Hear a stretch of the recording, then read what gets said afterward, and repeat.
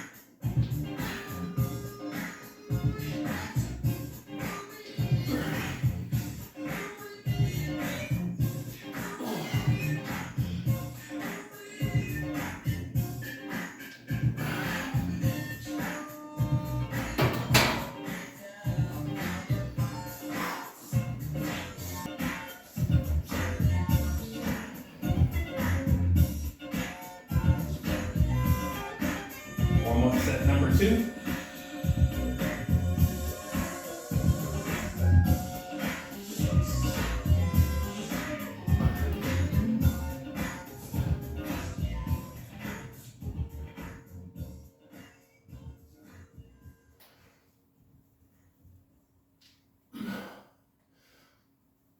Play this record as frequently as possible.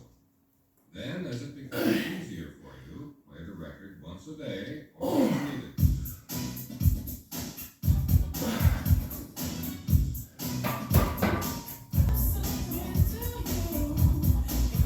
Let's do a set of 225.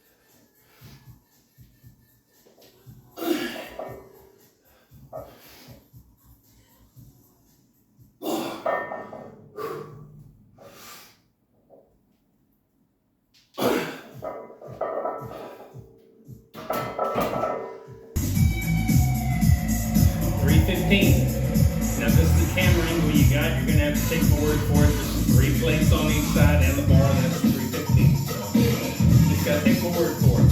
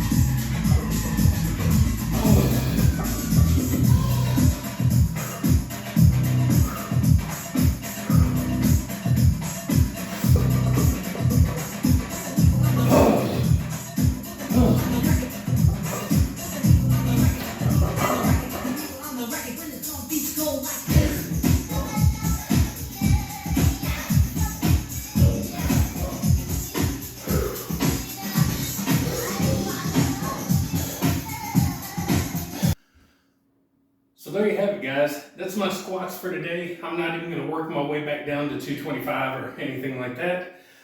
That's where I'm stopping, 315. I want to point out a couple of things.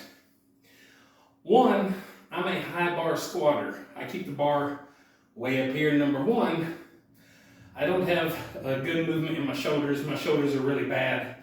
I've thrown them both out and they're bad. So I don't have a lot of range of motion. Number two, it's kind of how I've always done them. Number three, I got a lot of padding up there. I'm not saying I have Bill Goldberg traps. I'm just thick, I got some thickness up here. And so it sits well enough up high for me to squat comfortably without feeling like it's squishing my bones and breaking my neck.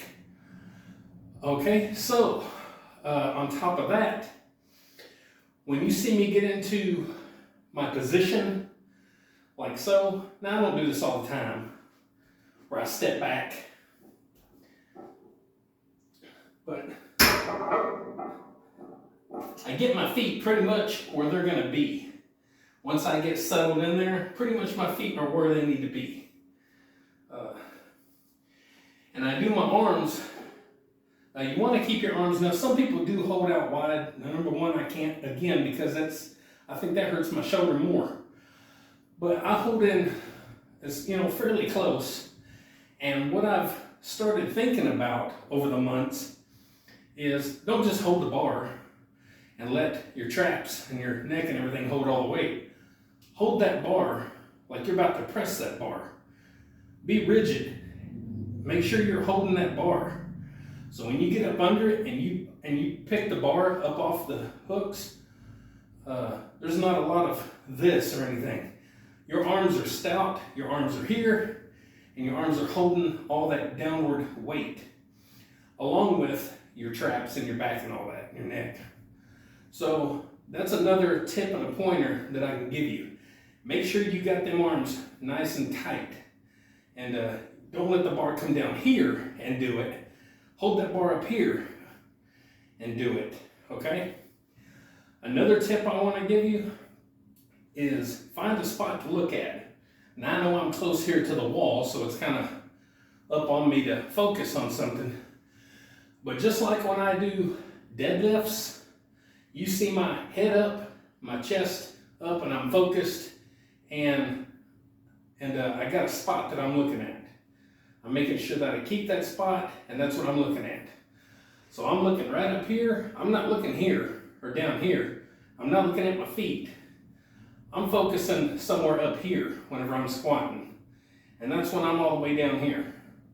So my face is gonna be bottom line, at least parallel. At least my chin's gonna be parallel, if not up here a little bit. You don't wanna be slack. You don't wanna just be all over the place when you're doing these things, because then that can, number one, hurt you. Number two, it gets you out of proper form and technique. And the older I get and the more I experiment with these things, the more I am understanding a little bit more about form and technique and just taking your time and not rushing things. I also want to touch on another subject, and that is how I used to do squats. Now I'm not going to show you because I've got too much weight up here. But the way that I used to do squats was like this. If we can get a shot here, of course I'd hold the bar, and then I'd go, I don't know how, I never stood weight. I always kept my feet somewhere in there. But anyway, I'd hold here, and then I'd go to about here. I mean, literally, that's my squat. That's what I call a squat. And I told myself I can't do anything. I don't know, I can't do any better. Number one, my shoulders. Number two, I have a chronic bad back. Yep, you see me move a lot of weight, but I have a horrible, disgusting back that I hurt way back when I was 25. And it's nothing I wish on anyone, and you're probably sitting there thinking, how in the world can you do that? Oddly enough, this kind of stuff don't really hurt my back. Now, I'm not saying that it don't make me want to pop it, or it just kind of maybe inflames it a smidgen when you're doing heavy weights like this on your shoulder, or whenever you see me do the heavy shrugs, because you have all that weight pushing you down. Now, I would be lying if I said it didn't kind of inflame my back sometimes, but not on the regular. But I'm talking about hurting my back, throwing my back out. Never. I throw my back out by doing this. Oh, look over here. Oh, God, like that. Oh, here, what's this? Oh, you know, I mean, just, that's what throws my back out. Or when I'm, you know, trying to squat down or look under a cabinet or get clothes out of the dish machine, get clothes out of the washer or dryer, just little movements like that, where I'm like that. That's what kills my back. So, oddly enough, these deadlifts, nothing hurts my back to the point that I would say don't do it because it hurts your back, because it don't. And also you gotta know your limits, know your body, know how you handle pain, and know how you gotta kind of move and react to kind of certain things. If you'll notice, whenever I do my deadlifts, I swing. Whenever I come up and it's a heavy weight, I kind of swing to my left, I believe it is. And that could be just the way my body moves because I'm injured, or it could just be, you know, me not keeping control of how I need to. But sometimes you gotta let your body just do what it does, but not squats. Now, something that came across my mind today, and I mentioned it to my buddy over, he has a channel, John McBean Scottish Fitness. His channel's name is McBean Scottish Fitness. And I told him that, you know, the way that I used to squat like this, you know, that's not how you squat. And I was trying to tell myself, now how would I squat if I was in the store looking on a bottom shelf? I can't squat like that. You do like this. Or let me try, because I have bad balance. You know, you get down like this and you're looking. And you're looking around. You know, you're looking like that. So that's how you're supposed to squat. And it was hard for me to do that. It took me years to get that into my brain. You have to squat like that. Because what I was doing was just putting limitations on myself the whole time, all those years, all those squats. limitations. And even when I started back working out in 2021, my squats were nowhere near where they are now. And I want to touch on a couple of more things. One is the confusion of where to stop. And I think that that's what I had over all those years, was confusion and scared and just kind of lack of knowledge and real world, experience. But when you're stopping here, you're making your body kind of stop, and it's making your back do that to where, there's nothing there to protect you. And so you can hurt your back, you can inflame it, you can maybe jar things up a little bit because you're not giving yourself a stopping point. Now, I know a lot of people squat, and I can't really do it even without a bar on. But if you're squatting, people will go to here, and that's good, if you're able to do that. But even with me doing that, I don't feel like I have a stopping point. And so I get confused and scared, and so it's hard for me to do a proper full range of motion rep. So a year or so, a couple years back, whatever it's been, I lose track of time, but I've also got a Smith machine. And I swear by them, Smith machines are amazing. So I started doing squats on my Smith machine to the extreme. Now when you're in a Smith machine, you're locked in, it's on a track. You can't go left and right, you can't go backwards and forwards, you're locked in. So you get in a position, and when you go down, your feet don't move, nothing moves to try and, help keep position. You don't have to worry about your back, nothing. So you go down and, squat. And it's better form than even this, because you're able to keep your back up because you're not going to fall backwards. So using that Smith machine and making myself go that low, like ATG, you know what that is? That helped me to get to where I'm at today. No question about it, and I even mentioned it way back whenever I was doing them, that they're going to help strengthen my overall squat and get me on the right track. And they did. And this is stuff that you learn along the way. Once you finally open your eyes and things start kind of snapping, you kind of see what's happening, And that's what squats, my journey with squats has done. And my long-term goal was 405 squat. And I gave up on that several months back. I got to 365 and I got to where I could do that just fine. And just like you see me do these today. And I said, you know what? I think I'm done there. I'm good. And that's what I said. But up here, I still wasn't happy. And here, I still wasn't happy. So eventually, not too long ago, I put maybe 5 more pounds on the bar. And I did it. I did fine. And I was like, well, heck, I did that. And then I think maybe the next time, I might have put another maybe 5 pounds or something on there. And I did it. And so I was at a point where, dang, I'm right close to 400. So I might as well go ahead and throw on that 4th big plate and try 405. And a couple of weeks back, I did it. And I hit 405 for a proper parallel depth. And I'm blown away, but I've earned it. It's been a long journey, guys. Long journey with these squats. And lots of excuses and lots of just not understanding and knowing what I needed to do. Not just by maybe watching someone, but in my own brain, understanding what I need to do. So the first thing that I would say is don't be scared to go down. Okay? Because that's what I was scared of. Like, where do I go? How far do I go? What do I do? I needed a stopping point. So my stopping point is my knees. When I come down and my elbows go right down by my legs, I'm done. And I come back up. And that's how we do them now. Instead of trying to stop here, am I okay here? Right? No, I'm okay here. Now how about here? Here? How about here? No. Down. Touch your elbows on your legs, pop back up. But if you want to do a proper rep, you got to get to that point in your head, and you got to get past that point. So I know not many people are going to watch this video because it's long and drawn out, but it's full of experience.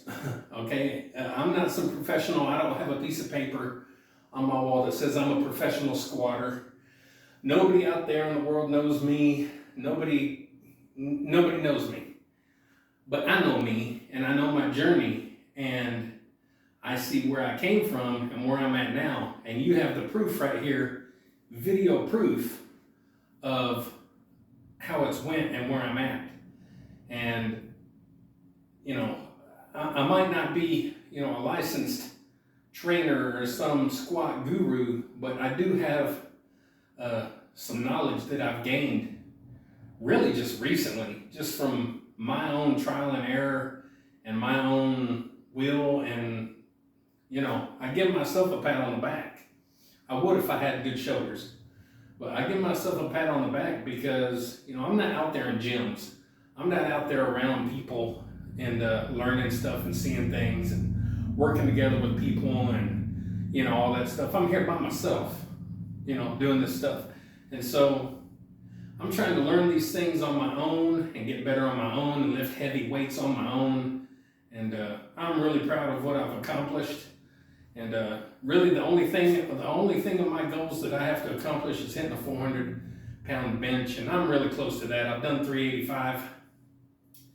So I'm really happy with that. And it's a goal that I'm going to reach this year. And then all my big goals are taken care of. So anyway, this is a long video and I'm sorry for that, but I really hope you've enjoyed kind of looking back at kind of my journey and hearing kind of my knowledge and kind of what I've got to say about squats. And I don't care if you squat with your legs close together, shoulder width, just out shoulder width, or if you're a sumo squatter, I don't care what you do.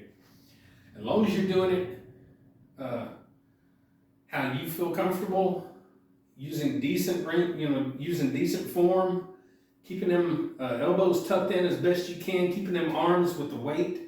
Let them arms handle a lot of that weight and a lot of the balance. And you'll take a lot of that off of your neck and your back and your shoulders. You'll take a lot of that away. Okay? And that'll make the squat a whole lot easier. One more thing, when you see me squat, sometimes the bar is up here. And then as I go down, sometimes I roll my hands back and I let the bar just lightly roll down my traps just a little bit, just like, you know, half inch or so, whatever it is. And for some reason, it's almost like I'm saying, okay, down and then up.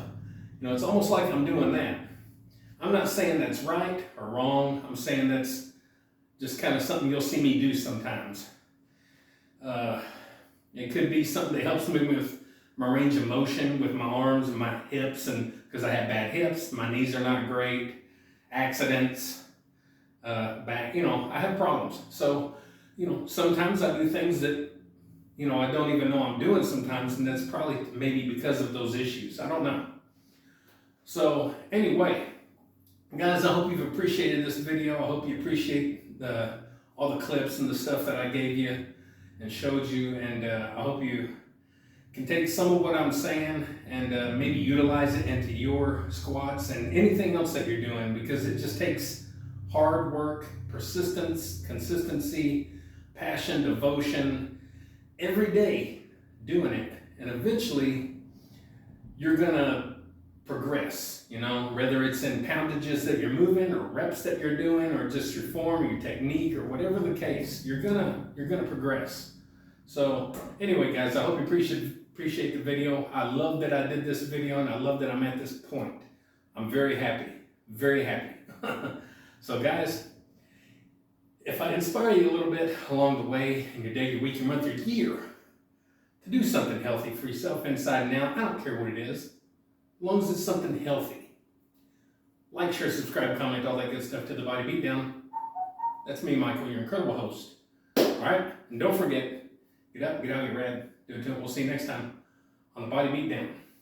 See y'all.